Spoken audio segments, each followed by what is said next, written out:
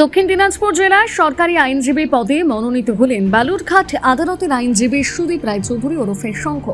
সোমবার রাজ্য সরকারের পক্ষ থেকে এ নিয়ে নতুন নির্দেশিকা জারি করা হয়। সেখানে জেলার সরকারি আইনজীবী হিসেবে মনোনীত হয়েছেন সুদীপ রায়চৌধুরী। এছাড়া তার সঙ্গে আরও 14 জন আইনজীবী প্যানেল পিপি হিসেবে মনোনীত হয়েছেন।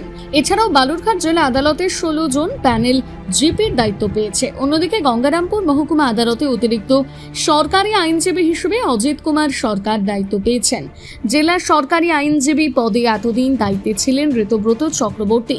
এদিকে সুদীপ রায়চৌধুরীর দায়িত্ব পেতে এদিন বালুরঘাট জেলা আদালতের সহকর্মী আইনজীবীরা তাকে উষ্ণ অভ্যর্থনা জানান। প্রসঙ্গত, তৃণমূল সরকারের আমলে প্রাক্তন মন্ত্রী শঙ্কর চক্রবর্তীর ছেলে ঋতব্রত চক্রবর্তী দীর্ঘদিন জেলার পাবলিক প্রসিকিউটর হিসেবে দায়িত্ব পালন করেছেন। এবার তার জায়গায় এলেন সুদীপ রায়চৌধুরী।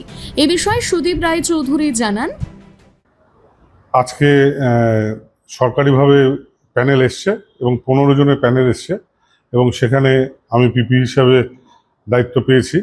এবং দায়িত্ব পাওয়ার পর প্রথম আমার লক্ষ্য যেটা থাকবে সেটা হচ্ছে লিটিগেন্ট পাবলিক যারা আছে তারা যাতে সুষ্ঠুভাবে পরিষেবা পায় এবং দ্রুতভাবে মামলাগুলো যেগুলো পেন্ডিং আছে সেগুলো নিষ্পত্তি হয়, সেদিকটা দেখারই আমার প্রথম লক্ষ্য থাকবে।